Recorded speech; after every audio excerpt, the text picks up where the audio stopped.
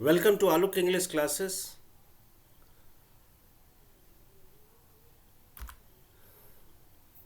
आज मैं vocabulary start कर रहा हूँ और ये खासकर banking, SSC and other competitive examinations के लिए वेरी वेरी इम्पोर्टेंट्स है। चलिए हम लोग टॉपिक्स को देखते हैं। अब देखो यहाँ पे एक वर्ड्स है, बहुत टफ वर्ड्स लग रहा है। यहाँ पे आपके स्क्रीन पे रहा यह वर्ड्स है बॉबल, BAUBLE। ये नाउन्स के फॉर्म में है, इसका मतलब होता है सस्ता आभूषण। चलो हम लोग फिगर्स भी लाए इसके लिए और यहाँ पे देखते हैं a piece of jewellery that is cheap and has little artistic value.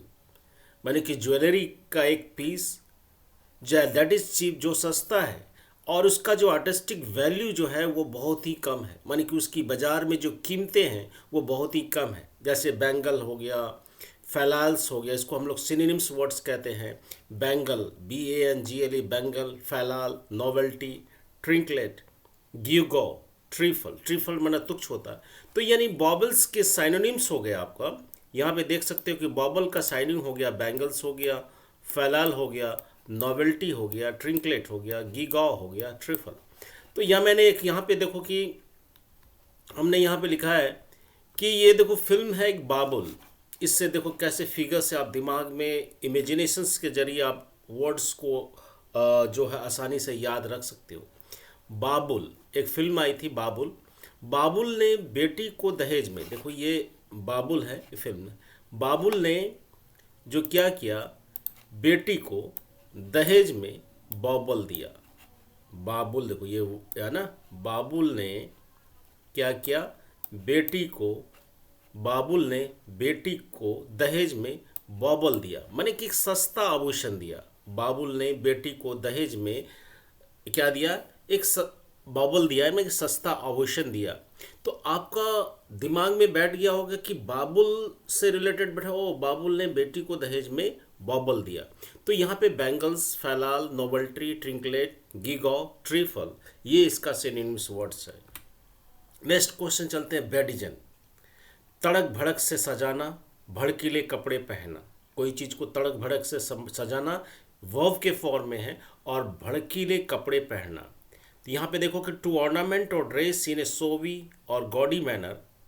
अब यहाँ पे दिखाते हैं, ये देखो क्या है, टू ऑर्नामेंट और ड्रेस इन ए सोवी और गॉडी मैनर, या attire, deck out, deck up, dress up, fancy up, fig out, ये सारा इसका सिनोनिम्स वर्ड है। माने कि तड़क भड़क करके सजाना। अब यहाँ पे देखो क्या है, देखो यहाँ पे बेडिजन है। मैं आपको तोड़ तोड़ के बता रहा हूँ, हालांकि ये आपको टफ वर्ड लगता है। बेडिजन है। तो यहाँ पे बेडी का मतलब हो गया, यहाँ पे देखो बेडी है ना, बेडी का मतलब यहाँ पे क्या हो गया, आपको ये जो है स्क्रीन पे है, ये आपका किरण बेदी है। ये देखो किरण बेदी ने अपने जैन, ये इसका जो किरण बेदी का जो ये जो कार है, ये दिख रहे हो, ये जो ये कार है, ये क्या है, आपका जैन कार है। किरण बेदी ने अपने जैन कार को बेडिजन किया, माने कि सजाया, माने कि तड़क भड़के के जैसे कि एक सजाना भी होते हैं और भड़कीले कपड़े पहने। ऐसे भी कपड़ा जो है किरण बेदी ने भड़कीले कपड़ा पहना हुआ है।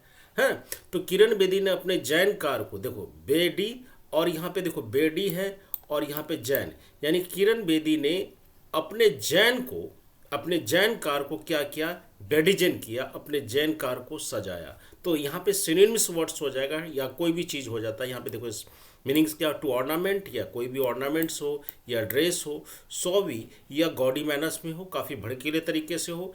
अटायर, डेक आउट भी सिनोनिम्स होता है, चेकअप भी होता है, डेकअप भी होता है, ड्रेस अप भी आता है, फैंसी अप भी आता है और फिग आउट्स भी होता है। तो आप लोग समझ में आया है बेडिजन का मतलब क्या होता है, तड़क भड़क से सजाना या भड़कीले कपड़े पहनना। तो हम लोग एक में यहाँ पे फिगर्स के जरिए देखें, बेडी, बेडी माना किरण बेदी, बेडी जैन, जैन माना जैन का। किरण बेदी ने अपने जैन कार को बेडिजन किया, तड़क भड़क से सजाया। दूसरा आपको चलते हैं, एक वर्ड है बी लाइन। बी लाइन का मतलब कहता है make a beeline for something, या somebody to go straight toward so quickly as you can। माने कि बी लाइन्स माने होता है सीधा, स्ट्रेट लाइन। यहाँ पे देख सकते हो बी लाइन का मतलब होता है सीधा या स्ट्रेट लाइन। देखो ये बी है ना, एक स्ट्रेट लाइन्स में गया, इसके पीछे स्ट्रेट लाइन्स मैंने कि सीधा हो जाना।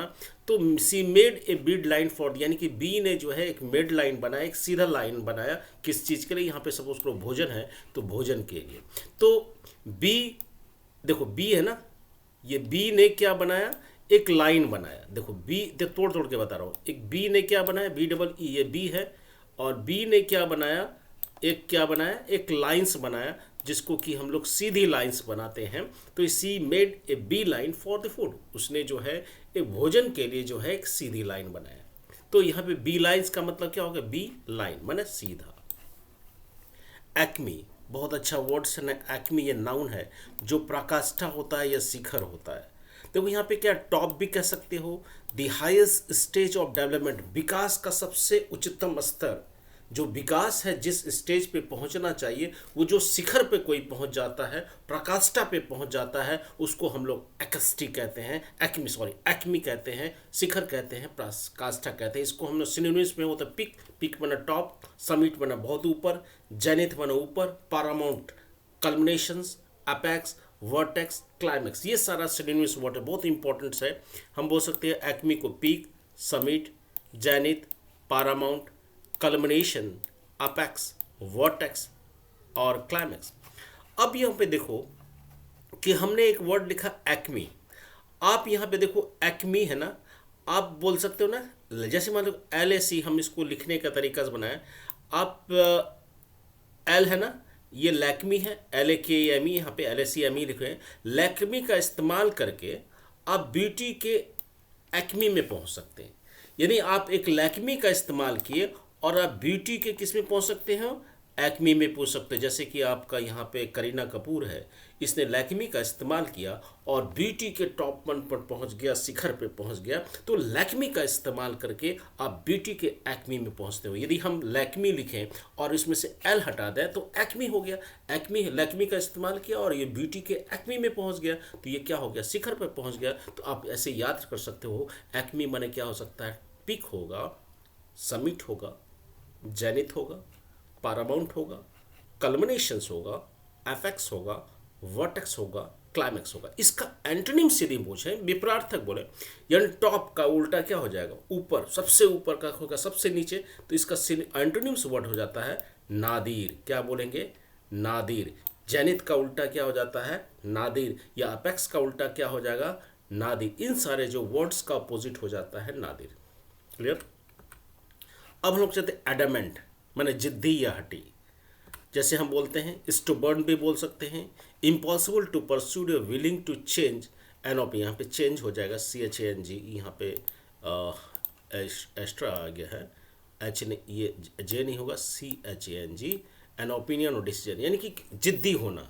इम्पॉसिबल टू परस्यूड, अपना डिसीजंस को चेंज नहीं करना, राइज को चेंज नहीं करना। जैसे कि आपका एक डायमंड्स होता है, डायमंड्स को चेंज अनसेफ करने में दिक्कत होता है, इसको मोड़ा नहीं जा सकता, अपने स्थान पे स्ट्रांग होता है, रिसोल्यूट दृढ़ होता है, स्टीड फास्ट होता है, रेजिस्टेंट होता है। तो एडामेंट का साइनो देखो यहाँ पे क्या है, अब बताते हैं। अड़ा हुआ, मैन इज एडामेंट, वो अपने पोजीशन पे अड़ा हुआ है, इसको बोलता है ये खींच के ही रहा हुआ। अड़ा हुआ मैन जो है, मैंने अड़ा हुआ है कि इसको खींचना, ये भी अड़ा हुआ है। एडामेंट अपने पोजीशन पे क्या है? फिक्स है, जिद्दी है, हटी है। तो ये भी है, सोचता है कि इसको जो है, ये आदमी जो सोच रहा है, ये आदमी जो है, अड़ा हुआ आदमी जो है, वो अपने पोजीशन पे क्या है? एडमेंट है। यानी कि एडमेंट, देखो ये भी जानवर देखो अपने पोजीशन पे एडमेंट है, ये भी अपने पोजीशन पे एडमेंट है, इसको खींचने का इसमें है। तो अड़ा हुआ मैन जो होता है एडमेंट होता है।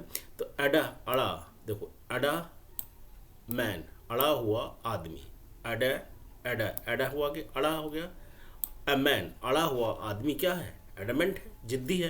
तो इसको हम लोग स्टubborn भी कहते हैं, इम्पॉसिबल कहते हैं टू परस्यूड, और willing to change an opinions और डिसीजंस, इसको कहते हैं डायमंड। जैसे डायमंड को हम लोग मोड़ नहीं सकते, unbending, unwavering, resolute, steadfast, resistant. Next word चाहते हैं एक्रीमोनियस। एक्रीमोनियस माने उग्र होता है, कटु होता है या प्रचंड होता है। एक्रीमोनियस का साइनस उग्र, कटु या प्रचंड। यहाँ पे देखते हो कैसे। अब देखो यहाँ पे एक चीज